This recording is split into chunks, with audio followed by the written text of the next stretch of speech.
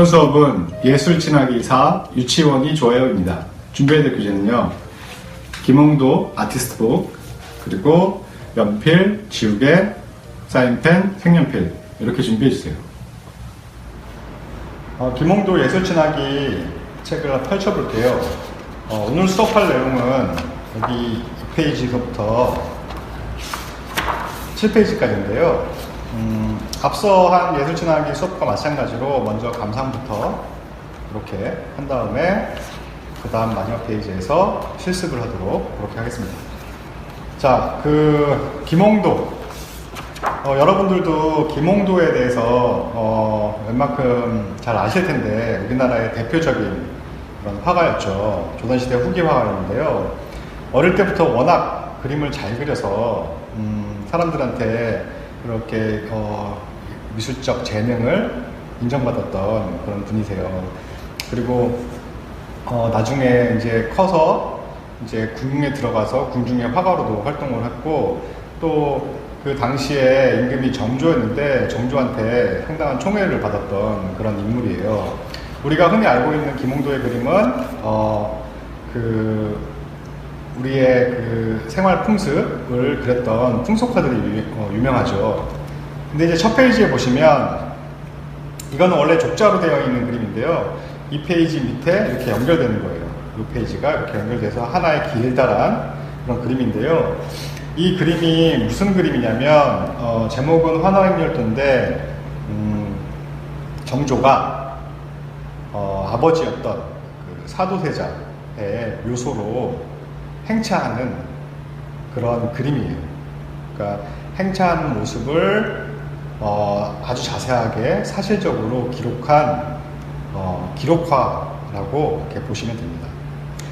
김홍도가 정조의 행차의 긴 행렬을 따라가면서 스케치한 것을 한 화면에, 커다란 한 화면에 자세하게 그려 넣어서 이렇게 표현한 그림이에요. 이 그림의 배경에 대해서 간단하게 말씀을 드리면, 정조의 어머니가 해경궁 홍씨인데, 해경궁 홍씨의 60번째 생일을 맞이해서 아버지의 묘소로 찾아가는 그런 행사, 생일 잔치의 마지막엔 이렇게 아버지의 묘소에 찾아가서 문안 인사를 드리는 그런 행사가 있었는데, 우리가 알고 있죠. 사도세자는 그 아버지인 영조, 그러니까 정조한테는 할아버지죠. 그 영조의 명으로 뒤주에 갇혀서 죽음을 맞이하는 어떤 비운의 왕이었어요. 그 아버지의 죽음을 기억하고 또 아버지를 기리기 위해 정조가 어머니와 함께 행차를 한 거죠. 여기 위에서부터 이렇게 쭉 이렇게 S자 곡선을 그리면서 쭉 내려오면서 행렬이 이렇게 이어지는데요. 이렇게 이어지면서 최종 목적지인 사도세자의 묘소에 당도를 하게 돼요. 그런 과정을 그린 거죠.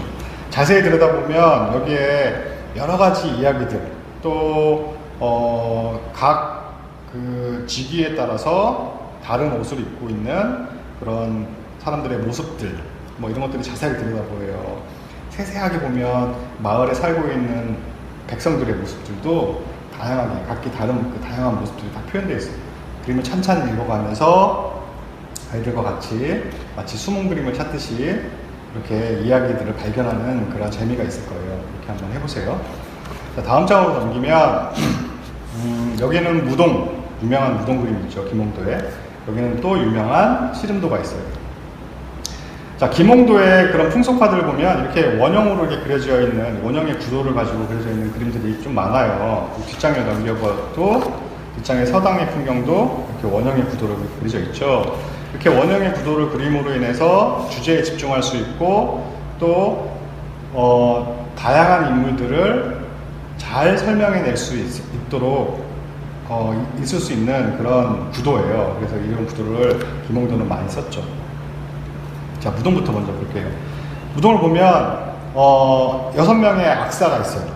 악사가 연주를 하고 있고, 그 아래 무동은 춤을 추는 아이를 뜻해요. 춤을 추는 아이가 음악에 맞춰서 춤사위를 이렇게 펼치고 있죠. 보면 되게 리드미컬한 몸 동작이 음악에 맞춰서 춤을 추고 있는 모습이 굉장히 생동감 있게 표현되어 있어요. 그리고 여기 보면 악기도 보면 북이 있고 장구가 있고 그 다음에 여기에는 소금이 있어요.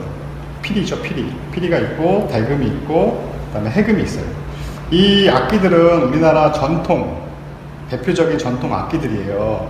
그래서 우리 친구들하고 같이 우리 전통 악기에 대한 종류도 알아보고 또 그 당시 우리 선조들의 생활 풍습도 이 그림 속에서 살펴볼 수 있을 거예요. 자, 들여다보면 그런 재밌는 이야기가 숨겨져 있어요. 자, 다음 장을 볼게요. 다음 장은 씨름하는 모습이죠. 우리나라 전통 무예예요. 두 명의 씨름꾼이 서로 힘겨루기를 하고 있어요. 아주 팽팽한 긴장감을 갖고 힘이 막 넘치죠. 팔 쥐고 있는 팔의 모습이라든가 힘차게 다리를 뻗고 있는 모습이라든가 굉장히 긴장감 넘치게 씨름을 하고 있어요. 그리고 주변의 사람들은 또 응원을 하면서 그 역동적인 씨름꾼의 모습을 또 긴장감을 갖고 이렇게 보고 있는 모습들, 그런 표정들, 진지한 표정들을 살펴볼 수 있어요. 이쪽에는 엿을 팔고 있는 소년이 있네요. 자, 이렇게 여기서 이야기들을 살펴보고 또 우리나라 전통 씨름에 관해서도 아이들과 같이 이야기를 나눠보면 좋을 것 같아요. 자, 다음 장으로 넘겨볼게요. 이 장은 서당 풍경이에요. 우리나라 옛날의 학교죠. 자, 여기 훈장님, 우물로 치면 선생님이죠. 선생님이 있고 또 아이들이 이렇게 주변에 둘러앉아 있어요. 근데 가운데 보면 한 아이가 눈물을 훌쩍이고 있어요. 자, 이게 무슨 풍경일까요? 선생님한테 혼난 것 같은 그런 느낌이에요. 이 아이를 자세하게 들여다보세요. 자세히 들여다보면 이 아이가 지금 여기 아래쪽 발목에 끈을 풀고 있어요. 끈을 풀으면서 뭔가 준비를 하고 있는 모습이에요. 선생님 뒤를 뒤돌아보고 있죠. 책은 여기에 떨어져 있어요. 이 장면은 뭐냐면 옛날에는 서당에서 선생님께, 훈장님께 글을 배우면 그 다음날 그 배운 내용들을 선생님 앞에서 뒤돌아보고 외워야 했어요. 외워서 선생님한테 검사를 받는 거죠. 숙제 검사를 받는 거죠. 근데 이 친구가 숙제를 제대로 못한 거예요. 숙제를 제대로 못해서 선생님한테 꾸중을 들 바로 그 순간을 표현한 거죠. 자, 이제 여기서 종아리를 올리고 선생님께 회초리를 맞을 준비를 하고 있는 거예요. 그러니까 회초리를 맞기 전에 선생님, 이 아이는 이제 두려운 거죠. 무서운 거죠. 근데 주변의 아이들 한번 보세요. 주변 아이들 보면 웃고 있어요. 이 친구도 웃고 있고 속닥이고 있고,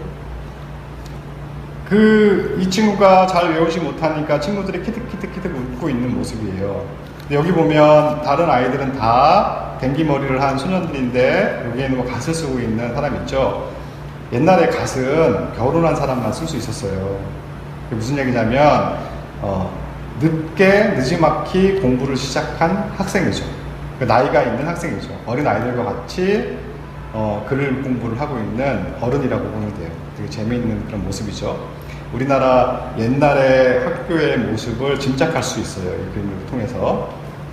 자, 이렇게 감상의 그림에 대해서 감상을 하고요. 이쪽 옆 페이지는 다 비어 있는데요. 이 페이지에는 우리 유치원에서의 생활 모습을 그림으로 그리면 되는 거예요. 그런데 유치원에서 즐거웠었던 일을 주제로 표현하면 좋겠어요. 무엇을 할 때 즐거웠었는지 이야기를 나누고, 그리고 이야기를 나누고 나서 주제가 결정이 되면 여기에 그림으로 설명을 하는 거죠. 연필을 이용해서 그리고 색연필로 채색을 해요. 아시겠죠? 자, 한번 다른 친구가 그림을 보고 과정을 다시 한번 설명해 드릴게요.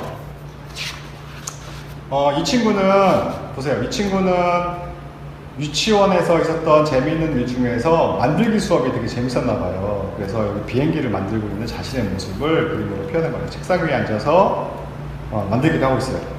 비행기를 만들고 있어요. 다른 친구들도 만들기를 하고 있어요. 여기도 친구가 있고, 또 배경에 칠판도 있고, 여기에 보면 뭐 서랍장도 있고 화초도 이렇게 있어요. 자, 이렇게 배경도 같이 꾸미면서 만들기를 하고 있는 즐거운 모습을 그림으로 표현했고, 또 그것을 글로도 문장으로도 써서 나타내 주었어요.